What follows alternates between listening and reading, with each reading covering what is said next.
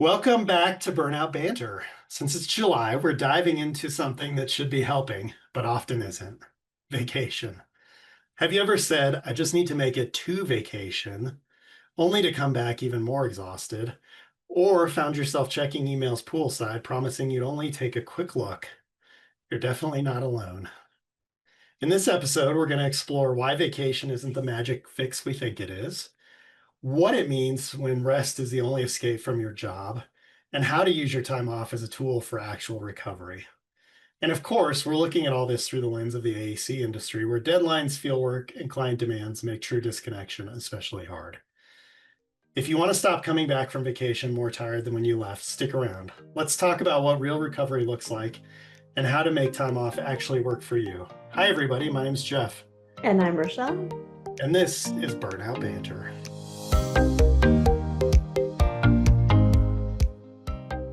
Before we jump in, make sure to subscribe to the podcast on Spotify, Amazon, Apple Podcasts, YouTube, or wherever you listen, so you never miss an episode of The Banter. So before we dive into how to make vacation actually work for you, let's take a step back real quick. Okay. What do you think we're really expecting from our time off?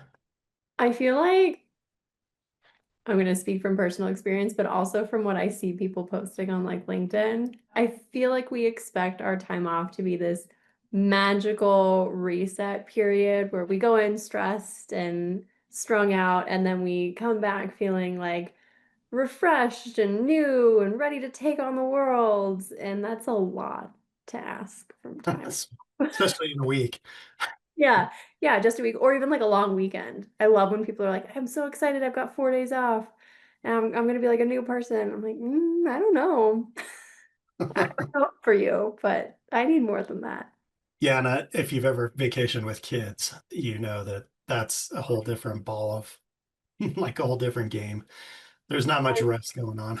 I was just gonna say I have not, but I imagine that you are on parent job instead of like work job, so you're still just on and you Yeah. can't sit down. Yeah. So I think for a lot of us, vacation becomes the finish line that we're all racing towards, right? Right. When's the next vacation? How can I get to the next vacation? I just got to survive till the next vacation. It's the only shot that we have to feel human again. But Even Angie will tell you if you ask her that Vacation Jeff will come out where I actually revert back to who I am. You give me enough time on vacation. And her and the kids have nicknamed it Vacation Jeff. So oh my gosh, I I'll, love yeah, vacation Jeff like? Is he like fun, super, a because lot of you're fun, super chill and level. much Oh, more funny, I think. ah, Much okay. less stressed, much more funny. Okay. Yeah, Interesting. Gonna have to talk to Angie about that. yeah. So, when we actually get to vacation, though, many of us don't actually take rest or time off, right? We're checking emails, which keeps us stressed. We're half available.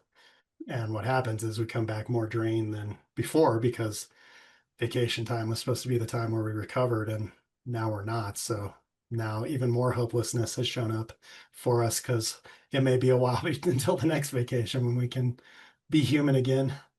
So today we're going to unpack why that happens and how we can change it. Sound good? That sounds great. So, have you ever taken a vacation that was supposed to be relaxing, but somehow left you even more tired when you got back? All of them. I'm really bad at vacations. I'm getting better, but I am historically very, very bad at them, especially from consulting. Being your own boss is not, everyone thinks like, oh, you run your own business, like you can just take whatever time off you want. But no, it just means that you've got like a bunch of client bosses who need you all the time. And so you're never off. And so it was really hard for me to enforce those boundaries. And so that half on, half off thing was almost more exhausting than just like getting through stuff because that guilt weighs on you and that like uncertainty of what you're coming back to weighs on you. And so it ruins the vacation vibe. It's so hard. Yeah. Have you ever had a time where you felt truly recovered? Yes, I have. Don't sound convinced. Well, I had to think about it. It's been a couple years, but I went to Costa Rica a few years ago and like literally just didn't have any connection to the outside world because, cell phone service and internet was super shoddy. So I could really only check things when I was back in my room, and I was almost never in my room except when I was so tired from the day that I would like literally just passed out. So I didn't even have time to check my phone or anything. And I think it's the first vacation I went on where I didn't bring my computer since I started consulting. And Okay. I came back from that feeling wonderful. Were you more excited to get back to work, or were you still having trepidation around that? I think it was neutral, as with all things proposals. I'm sure I had a looming deadline when I came back that I was not excited about. But I felt a little bit more equipped to take on things. Like I just wasn't quite so trapped in that spiral of everything weighing on me. So it felt more equipped to take it on, I guess is what I'm trying to say. Yeah, that's fair. I think I had one that felt really relaxing where I had kind of worked to build up my whole staff. And I see this like 2 week vacation as the culmination of the success of that building of the staff because I was able to leave not going into it with much stress, knowing that my staff could handle it. And then they handled everything that came up. There was no need to even involve me. And when I came back, I had nothing to do Oh my gosh. from being gone. So That's everything a I handled. dream. Yeah. So I think I had to trust my staff to handle things. Like that was, if I didn't allow that to happen, then I wouldn't have had that rest and recovery. But Wait, I mean, you had to work up to it, but it yeah, was there. The infrastructure was there. That's incredible. Can you teach us how you did that? Because I just don't think it's very common in the really good industry. people around you and trust them to do their jobs. Fair. You make it sound so easy. I mean, it's not that easy, but if you look for it, I think it can be. So why do you think there's this myth of a reset button for vacation? Like, why have we gotten to the point where we think a week away is going to reverse all our stress? Would I be super cynical if I said it was like a marketing campaign? Because I It might not be. I mean, you're a marketer. If I am there's, a marketer. I would think you would recognize it. We're at fault for everything. But I feel like and maybe it's not a specific marketing campaign, but I feel like culturally, at least especially in the US, we have billed vacation as this like the magic reset button, right? Like life is so hard, but if you just escape for a week, everything's gonna be just fine. And then you can come back and go straight back into your like insanity of work, your 60, 80 hour a week, whatever. And like you were saying, like you just wait until the next one and then you reset again. But like we're not machines. We're not computers. You can't just like hard reset us over a week and then like we're fine.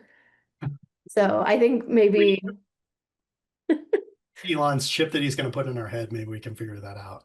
yeah, maybe when we're like a little bit bionic. But I think that's where that myth comes from. Like we've been sold this idea from like vacation companies and airlines and, like how many of the sandals or the Bahamas Club or whatever those are, like those commercials that you see, they're like, you just need to escape and everything will be okay. And I think we just have internalized that over a long period of time. And that's where the myth came from. Yeah, I do think, if you go somewhere like that, escape is possible for a week, but it doesn't really fix anything. Like you can turn off your problems for a week and kind of forget about them if you allow yourself to by not checking into work. But the problems you left with are still going to be there when you get back. Exactly. I think there's a difference between like escaping and truly like rest and recovering. Those Yeah. those are different things to me. I can almost get like more rest out of a really well-planned weekend than I can out of a week of escapism somewhere. Yeah, I also think we've gotten to this point where a lot of people don't like their jobs, What? call it for what it is. And so that vacation becomes that only way to get away from your job. Whereas I think if people, and I think this is dumb too, right? Like love your job, right? Like your passion, whatever. I don't know that that fully I think exists. that's another lie that's been sold to us. Like, But if you actually do like what you're doing, a vacation becomes a chance for you to rest and recover so that you come back reinvigorated to do this thing that you enjoy doing anyways, right? So it's not an escape from something you hate. It's a, I need a break to re-energize myself. I think that's a super important distinction that I hadn't thought about. But yeah, if you just go through every day absolutely hating your life, no amount of time away from that is going to make it better when you come back. Yeah. I guess unless you take infinity time away from it, but I mean, we could do that. It's a thing in France, right? yeah. So if somebody's saying, right, like I just need to get through this week, I just need to get through this month, I just need to get through whatever to get to vacation, to me that's showing that they're just in survival mode, right? Which is high stress, high burnout. As everybody I know, unfortunately, You're just trying to like plow through the day to day and you're not having any rest or recovery at all that's helping you stay level. right? So you're looking for vacation to provide that instead of trying to design a life that has rest and recovery and downtime built into it. For sure. But that's just hitting the pause button on survival mode. And I Yeah. would argue that if you're in survival mode, you're not really going to enjoy that time away anyway. Yeah. And if somebody's burned You out, think about how right? miserable you are when you return. Yeah, and you're right, exhaustion's a key component of burnout. So if I'm really burned out and I take a week off, I'm so exhausted that all I'm doing on that week off is, again, right, trying to recover, trying to re-energize and survive my exhaustion instead of actually enjoying whatever it is that I've chosen to do. Yeah, exactly. Exactly. I took a beach vacation last year and I was like, this is great. I get to like play in the sand and the ocean and all this good stuff. And what did I do? I just like fell asleep on a beach chair for 3 days, which not complaining. That was wonderful. But that was all the energy I had. It's just like I was just passed out because I was so tired. It was so hard. You were going into it totally burned out, right? Oh, I was fried. Totally, totally fried. Yeah. Yeah. And then we spend the whole week, trying to recover from the exhaustion. So then by the time the week's over, we really didn't get to enjoy our time off and we're right back at it. So, Do you ever feel like you need a vacation from your vacation when you get back? oh, absolutely. Especially if it's an intense one, Yeah. packed with a lot of things to do. Just worse when you're going into it with that low energy and you want to push through because you're doing cool stuff. And then you get to the end or you get home and you're like, I cannot handle going to work tomorrow. I just can't do it. Yeah. So why do you think there's this part of it where we're going into vacation totally burned out and in survival mode? And then there's this other part of it where we feel like we need to work, which also doesn't let us rest and recover on vacation. So why do you think we do that? Man, that's a big question. I feel like there's a lot of reasons for that. On the proposal, like the marketing side, I think because we have teams, but the work that we do is often so siloed that like I am the only one responsible for this proposal that I'm working on. Yes, someone could maybe step in and take over, like in theory, but I'm the one who's leading it, so I have all of the knowledge about it. So my fear stepping away from it for a week, even if I prep everything beforehand, is going to be that like things are going to go off the rails or we're going to fall behind if I'm not like ankle biting at our technical staff or like coordinating with the subs or whoever it is. Like a week is a long time in proposals to lose momentum. And so I feel like if I just check in a little bit and I think keep things going. And then it's really easy to just, I checked in on that one thing. I'll just do this one thing. And then, it snowballs into I'm working on vacation. And your stress is staying elevated because of what you're trying to get done. Exactly. I'm going to try to ask this question without laughing. Have you ever had somebody you were working with on a marketing team quit? I love that you did make it through that without laughing. Yes. Guess who had to pick up their slack? So but it was possible for you to pick up for them when they weren't there anymore. Yeah, but they just weren't there, Wow. right? It's different than But it's still possible to do it. it is still possible. It was awful. It was terrible doing a person and a half's job.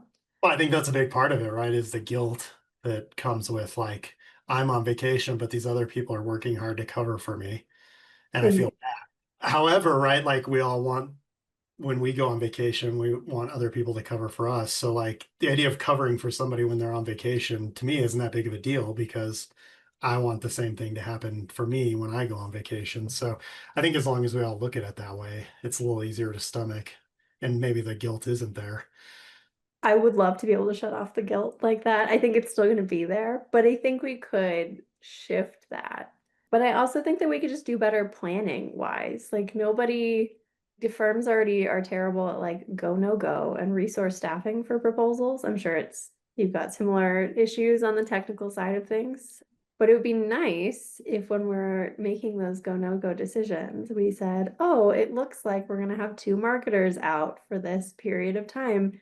This was already a low chance win, so maybe we just kick it out. And then we can take that stress off of everybody. That would be beautiful, amazing, great. Well, the other thing I try to do is work in teams. So even like within my own discipline, I wanted to have two or three people involved in the project, and maybe one person's doing a lot of the heavy lifting, but the other people know what's going on. So Right. that when that person does step away for a week off or 2 weeks off or whatever, right, like their project doesn't just sit on hold for Right. the other two people can continue to carry it forward, cover meetings, do whatever.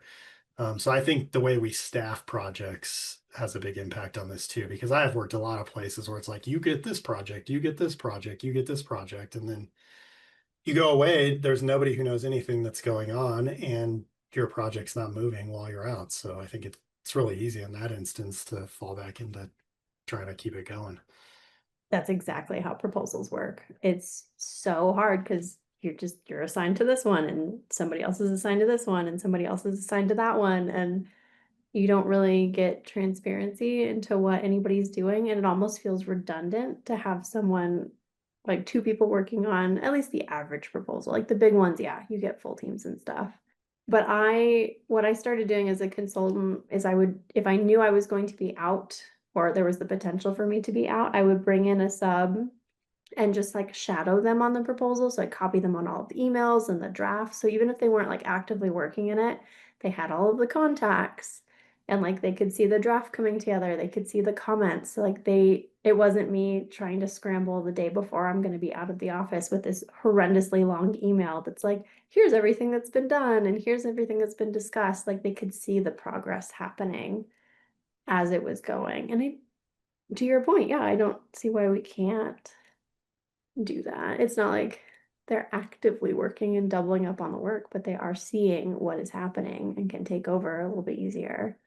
Yeah, and even if it's somebody in like a director position or a manager position that's overseeing it really and can step in and cover things, I think we get to a point where we have enough experience that it's pretty easy to jump into any project and figure out most of what's going on. So Right. Right. This is another reason I have pretty strict like proposal management plans. So if I have to jump in now that I'm a little bit removed from things, I can just look at this 3-page document and be like, okay, I know what the parameters are for things. I know the discussions that have happened. I know what our strategic positioning is, and I'm off to the races and can jump in. yeah, and I think what that helps you do is it helps you avoid the massive ramp up that we all have towards vacation, right? Where it's like, I got to get all this stuff done. I got to get all this stuff done. And we exhaust ourselves leading up to it. And then on the tail end of it, it's like, oh, well, none of this happened. So now I got to jump in and get all this stuff done.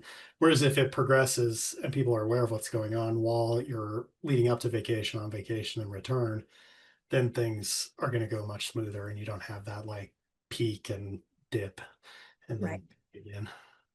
Well, it's almost like we create more work for ourselves in that ramp up, Yeah. right? Like I have to document what I was doing, or I have to detail this, or I have to coordinate with this person, I have to tell this person this, and it's you could spend your entire week doing just the coordination part and not the actual work part.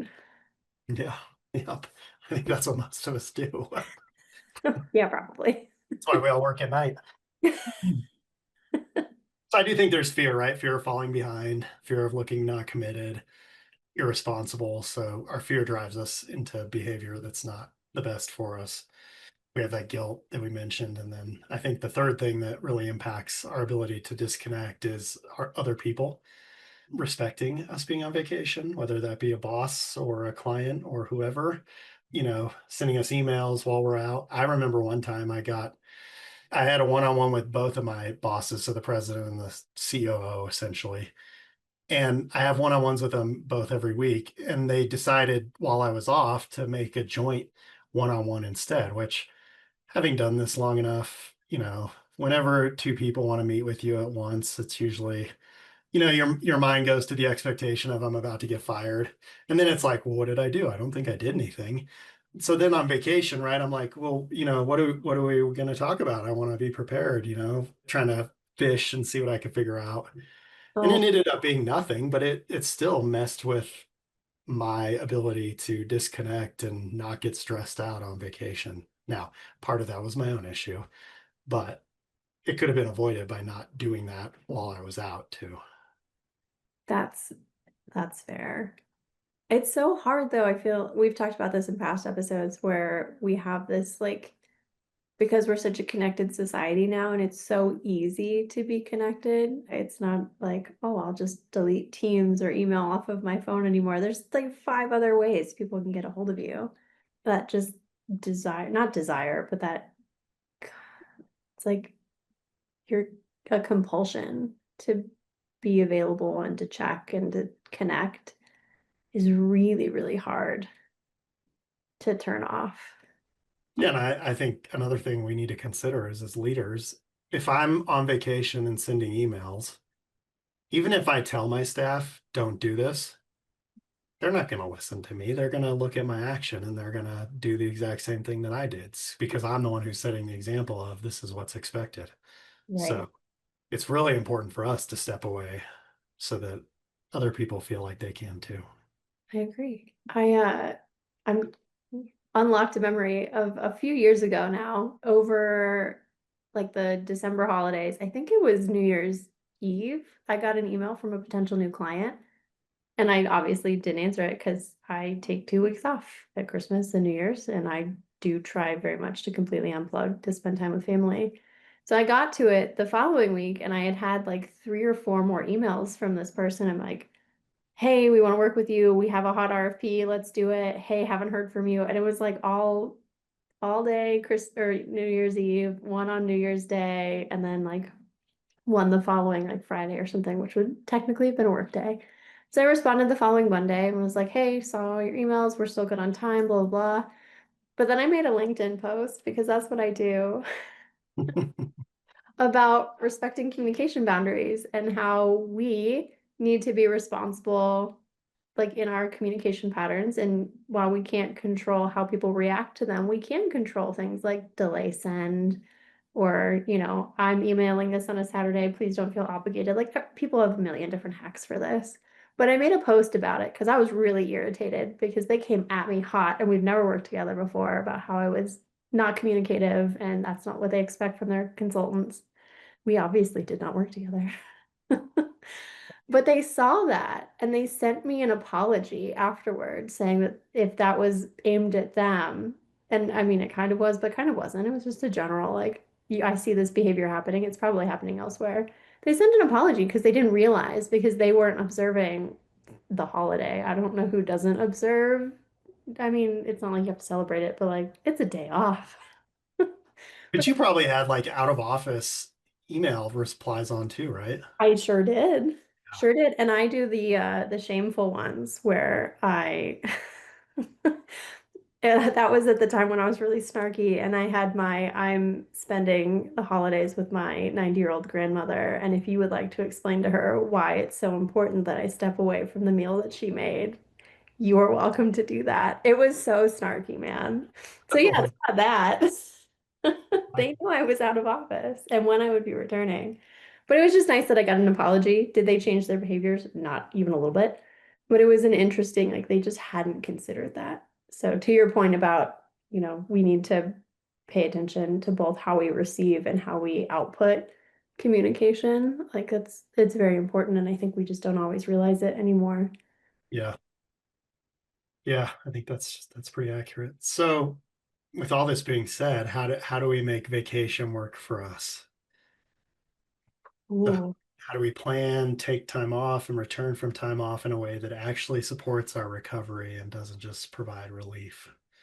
I feel like we have hinted at a lot of these things, right? Like paying attention to workload and resourcing, right? And like being transparent with your team about what's going on and when and schedules and like how they're going to be or could be pulled in if you're going to leave, right? Yeah. Yeah, I think so.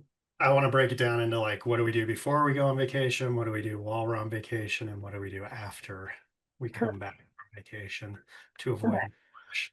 What do we do before? So I think auditing our workload, like look at what you have to do, what's on your list, what can I actually get done, and what is really not that important to get done before I go. I'm sure all of us have things that on our to-do list that have like carried over for months and probably aren't that important, but they cause stress. My AI calendar manager has words about the number of tasks that I have put on my calendar that I have not gotten to in the last 6 to 8 months. Yeah, and so we want to try to be realistic as to what we can actually do so we avoid that like pre-vacation sprint that Right. burns. You talked about communicating clearly, setting some boundaries, what we're going to do, that we're not going to be available, who's going to cover for us, things like that. I think that extends to clients too, quite honestly. Like we talk about communicating with your team, but I think you can let your clients know, like we're humans. We take vacation, they take vacation. Just heads up, I'm not going to be here. You are in this person's hands for the next 5, 10 days, whatever it is. And like set that expectation to kind of prevent maybe some of that manager client, like the external stakeholder or the higher up stakeholder causing chaos. Yeah. I also think having an autoresponder that means something. I love your example. I don't think it's too snarky. I love it. But it could be something like, I'm currently away and recharging so I can return rested and ready to support you fully. I'll respond after blah, blah, blah. Thanks for your patience while I practice what we preach, or, something like that, right? That really is intentional about why you're taking time off. That's fantastic. I Yeah. am so for more specific out of office messages or snarky ones. I think we can have fun with them while also like setting a boundary with them and not just they've become so perfunctory, I think. Yeah. I think the key thing in that one, though, is I'll respond after this date, Right. right? So that people know I have an employee who just had sinus surgery and her out of office says out of office due to sinus surgery. Well, that's great, right? And I know to leave her alone, but nobody who gets that message is going to know, like, when's she back? Is this like a month she's out? Or, so I think that date, right, of how when you're going to be back, when you're going to respond is good. I always like to say, if you have something that you need immediately, here's who you can go to get help, and they'll Right. delegate to whoever needs to help you. So that's the last thing you can really do, is be intentional about delegating, who's going to cover for you in regards to different types of things, right? So, Right. and just make sure that that's really clear before you go and everybody's bought into covering for you so that they can take a vacation later and have you cover for them. 1000%. I have reached out to a backup person who did not know that they were a backup person. Yeah. Please tell your backup person that they're You gotta covering let for people you. know they're covering for you. That's really important. Yes. So, any ideas about what we can do during vacation to help us disconnect? I mean, I mentioned how difficult it is to just like take Teams and email off of your phone, but I think it's a good idea. Or Yeah. like, iPhones, I'm sure Androids have this too, but like have the crazy awesome controls that you can put on now for like work notifications versus do not disturb versus like just use that and silence all of those apps with one tap in one go. I lock them down. Yeah, because the notifications pull you right back. So you gotta So make sure you don't see them. yeah. And then, it's a little bit on you if you're not going to uninstall them to make sure you don't go looking, but you can at least get rid of the notifications. Yeah, even scheduling stuff like ahead of time, if you're doing social media posts or whatever, schedule it out ahead of time so that it's ready to go. So you don't have to think about it. So you can leave your laptop at home, like you said. I pause now my LinkedIn because I like to engage with the people who are commenting on my posts. I don't really like one-way conversations. I don't want to like post and have people have a conversation. I want to engage. So I now don't. I pause the schedule that I have so that I can engage when I come back. And that has also been really nice. So another option. Is it absolutely necessary? Yeah, I love this one. So shift your identity while you're away. So this goes back to my example of vacation, Jeff. So can I actually shift my personality into that and leave engineer and coach Jeff behind at I home? love that. Yes. So just, thinking of yourself as a person, Yeah. what fills you up outside of work that you're Right. getting to experience while you're off? And then try to find some things that are going to restore you. So if you're, binge watching TV or sleeping or whatever for 3 days straight, that may not be the most restorative activity. So trying to find something that does energize you, reading, hiking, journaling, whatever your hobbies are that you really enjoy doing. There was a stack of beach reads next to my chair when I crashed on that beach vacation. I had good intentions. I bet there was a lot of osmosis happening from the book. Absolutely. I soaked them all in. Yeah. So those are some things you can practice while you're on vacation. The other thing I would say is if you're really not used to this, you kind of got to work up to it. So if you've never taken a 2 week vacation without working, to think that you're just going to be able to knock that out is pretty unlikely. Yeah. So start smaller, right? Do a 4 day weekend, totally disconnect, see how that goes. Then maybe it's a week, and you can build your way up to that instead of trying to take a 2 week vacation and failing at it, because that's just going to lead you right back down the path that it's not possible.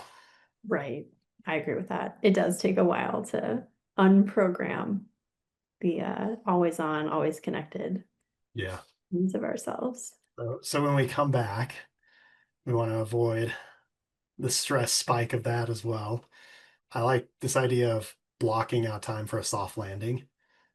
So Oh, I'll even do this when I'm in like a training or something, right? Like give yourself a day on the backside of it to just kind of be and yeah. not jump right back into meetings or tasks or whatever. I can do that post conference, Yeah, yeah, right?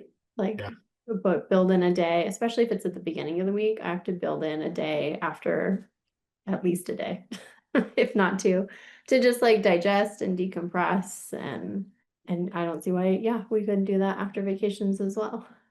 Just ease back into things. it's really important that we not apologize for being gone. Oh, it's so Much, hard. much better to be grateful to the people who covered for you and made that possible instead of apologizing for how terrible it must have been while you were gone or whatnot.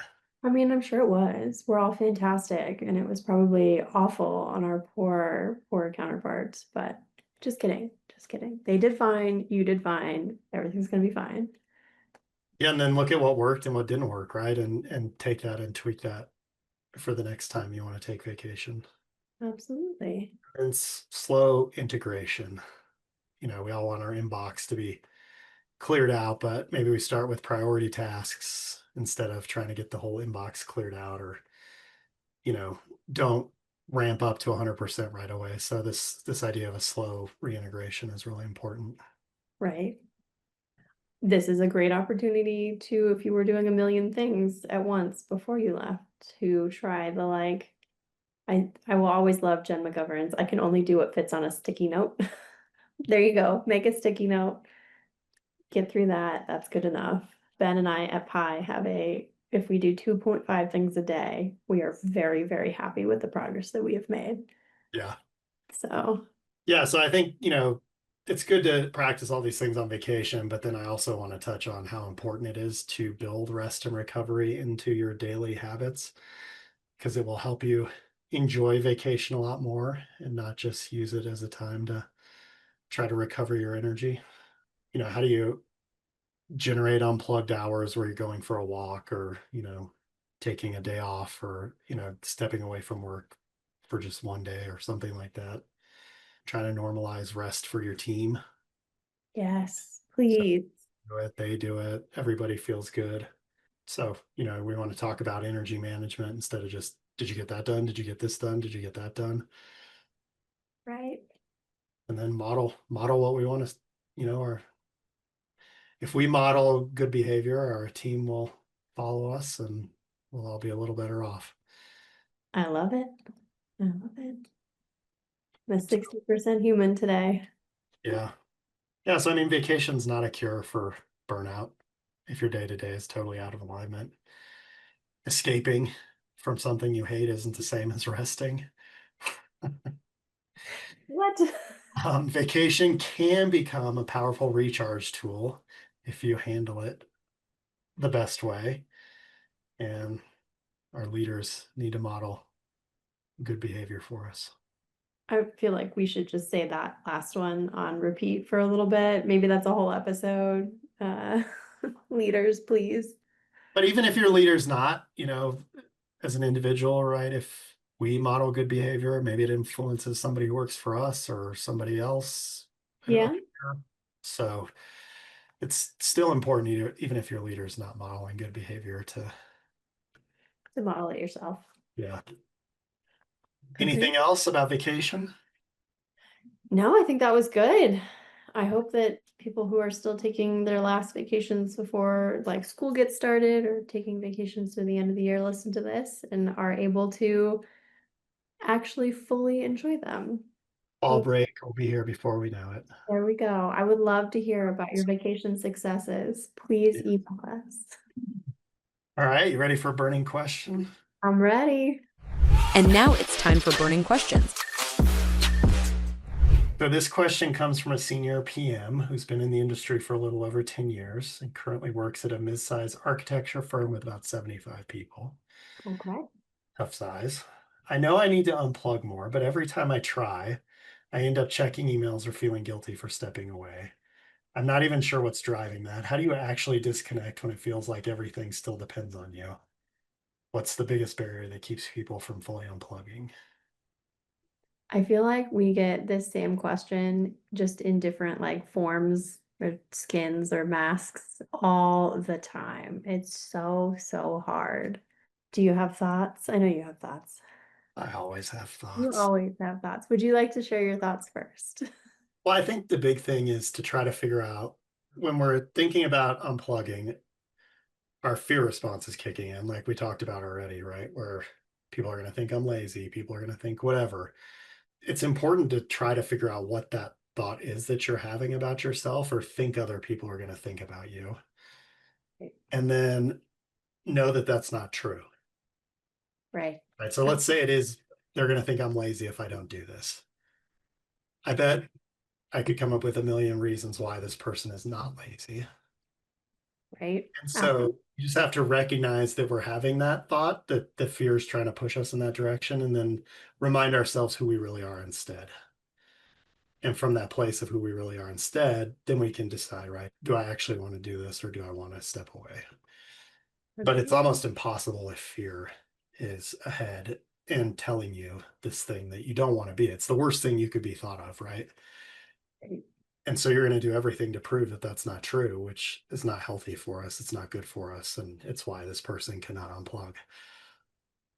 agreed. 1000% agree with that, that there's some deeper rooted fears that are driving this. I would say on the practical side, because I struggle with this, what I had to do was what you were talking about earlier, Jeff, in that incremental building up to it, because I went through a period of time where I was working nights and weekends and I was on all the time.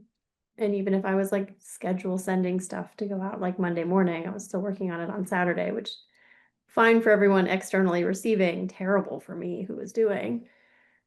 And so what I had to do was just like start with an hour of notifications off or leaving my phone in a different room or shutting the door on my office and not opening it. And it was very small periods of time. And they slowly started to grow where it was like, okay, now I can do all of Saturday and I'll check on Sunday. And now I can do all of Saturday and Sunday and Friday night. Like it took a while to build up to that, but giving yourself those little permissions helps you build that confidence and combat that fear because nothing bad does happen. No one actually perceives you as lazy. No one actually perceives you as not pulling your weight or whatever it is. And you just need those little tiny proof points to start building up to combat that. Well, and let's say something bad did happen. Now you have data that Yeah. you can use, right? So if I do unplug and don't respond to something and I get in terrible trouble with my boss, like, is that really where I want to work, or should I be looking for somewhere new that I want to work, or so I think it allows you to see what's going to happen too. And we can't guarantee that nothing bad's going to happen, but You say this all the time, Jeff, that we are not responsible for how other people react to us. no, and most of the time, right, they're probably just jealous because they are not unplugged and are wondering why you are, and are mad at themselves more than they're mad at you. Right. Absolutely. Yeah. Just need to take a chill. And I think the other thing you can ask yourself, right, is when this happens, right? So if I do unplug, I think this is going to happen, right? So follow that path a little bit. Think of all these bad things that are going to happen and then ask yourself, right, is that true that those things are going to happen, or am I making it up? Because most often we're making it up. Like, we don't know what's going to happen, like you said, but we think we do. And so that's what causes us to put the boundary aside and keep going anyways. Right. Do you think we answered their question? I think so. I think between the episode itself and the burning question commentary, hopefully got answered. I think, yeah. And if not, you know where to find us. You sure do. So, a friendly reminder to our listeners, if you have a burning question, you can email it to us at burnoutbanter@gmail.com. And please remember to like or subscribe to the podcast on Amazon, Spotify, Apple Podcasts, YouTube, or wherever you listen. Make sure you never miss an episode. And finally, if your organization is struggling with burnout, stress management, Rachelle and I offer in-house coaching and workshops and things of that nature to help your staff get back on track. It would probably shock you if you figured out how much money you're losing to your staff being stressed out and burned out. The statistics are alarming. Yeah. So again, reach out to us at that email or on LinkedIn, and we can come up with some personal support to help your team. All right, everybody. We'll see you next month. See you next month. Happy vacationing. Happy vacationing.